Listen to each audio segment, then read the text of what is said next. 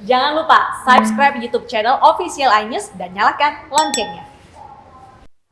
Pemirsa, dalam pencurian material bangunan di salah satu rumah mewah di wilayah Kedoya, Jakarta Barat. Dan kita akan menuju ke lokasi untuk mengikuti perkembangan terkini. Kemudian masuk ke pintu utama, di situ dia mencongkel pintu tersebut. Dia berhasil masuk ke dalam dan menemukan kelompok kunci kelompok-kelompok kunci yang ada di rumah ini. Kemudian tersangka A mengganti gembok yang ada di depan. Gembok rumah ini yang ada di depan, di mana itu dimaksudkan, diniatkan supaya tidak menimbulkan kecurigaan. Dari situlah yang bersangkutan mencoba menawarkan bongkaran rumah atau perlengkapan rumah yang ada dengan penyampaian kalau mau ambil kayu, furniture, saniter, bisa langsung ambil sendiri karena masih menempel di rumahnya. Itu yang dilakukan oleh tersangka A. Yang diterima order tersebut oleh tersangka H, betul ya? Tersangka H yang ada di belakang saya. Kemudian tersangka H memberikan obyekan ataupun order ini kepada pengumpul barang bekas, yaitu saudara MD yang sudah kita periksa.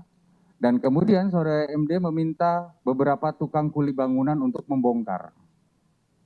Mereka masuk dengan leluasa karena kunci sudah diganti dan tidak menimbulkan kecurigaan oleh warga sekitar. Kalau kita bisa lihat lingkungan yang ada di sekitar sini, mungkin tidak begitu melihat situasi kanan dan kiri, ya, sehingga kegiatan itu berlangsung cukup lama pembongkaran ini. Mulai dari tanggal 20 Februari sampai dilaporkan tanggal 20 Maret. Jadi hampir waktunya sebulan. Awal kejadian ini diketahui pada saat kakak daripada korban, Bapak Rudi,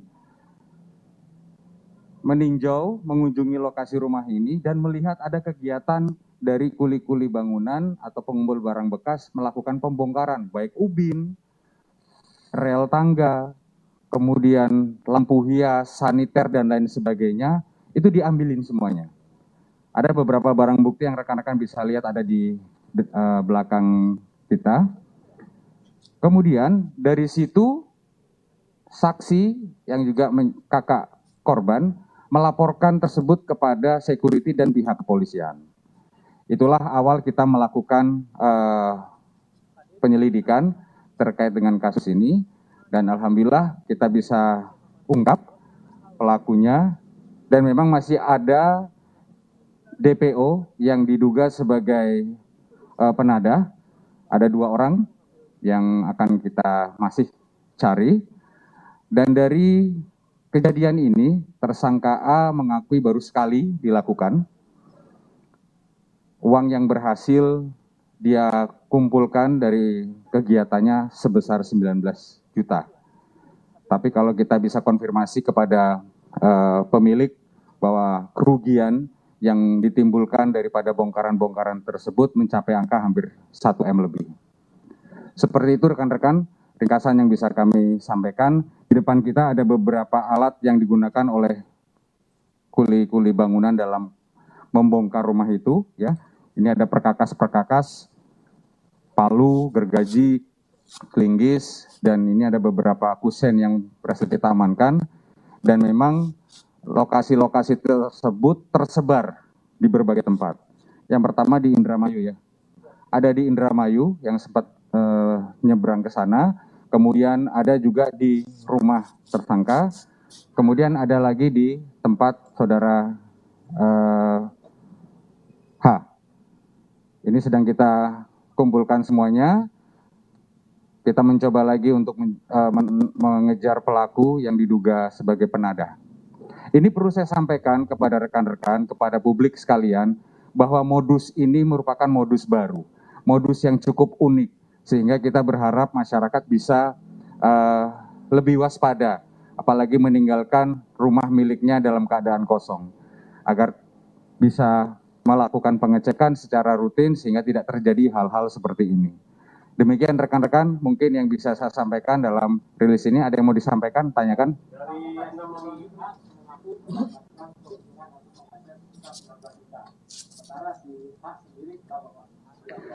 Kalau dari pengakuan dari H, dia sampai ini keuntungannya baru sekitar 2-3 juta.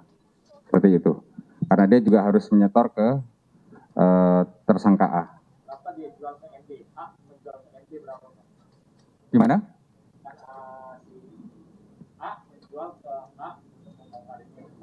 Ya, total yang kemarin ada beberapa penyampaian awal 15 juta, tadi kita dengar sendiri ada sekitar 19 juta. Sehingga itu berbagi keuntungan dengan saudara H. Yang lain?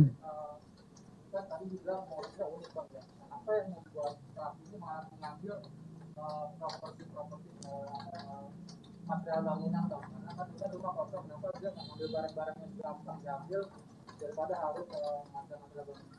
Ya, karena memang inilah mungkin yang dimaksudkan oleh mereka suatu peluang.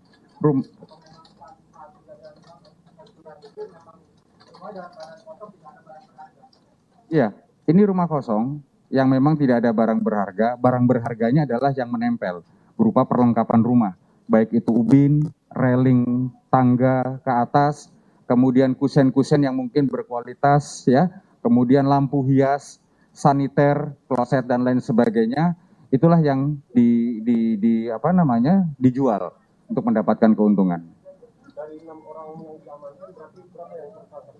Sementara kita baru menetapkan 2 tersangka, saudara A dan saudara H.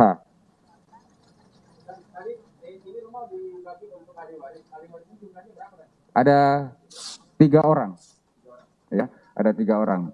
Artinya dari waris itu mereka rencanakan untuk menjual, sehingga ditinggalkan kosong sambil menunggu pembeli, tapi ternyata terjadi kejadian seperti ini. Ya, untuk membiayai kehidupannya sehari-hari. Tadi disampaikan juga biaya kehidupan sehari-hari, kemudian dia juga menunggak kontrakan yang selama ini dia tinggali, seperti itu. Ya, kalau kita lihat dari yang saya sampaikan di atas bahwa memang yang bersangkutan melakukan pencurian dengan pemberatan. Kita kenakan pasal 363 dengan ancaman 5 tahun penjara. Saudara Rudi. Ya, nanti.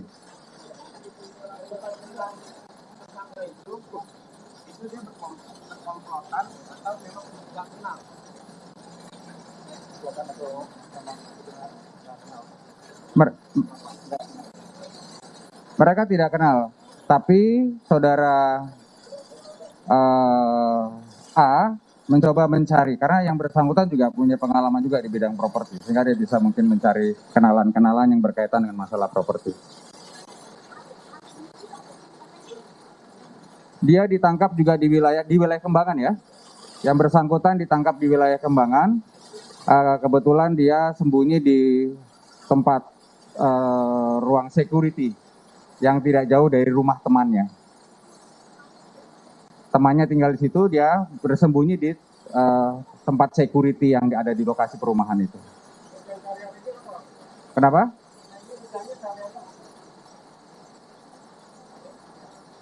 Pekerjaannya pengangguran. Ya, cukup ya rekan-rekan? Ya.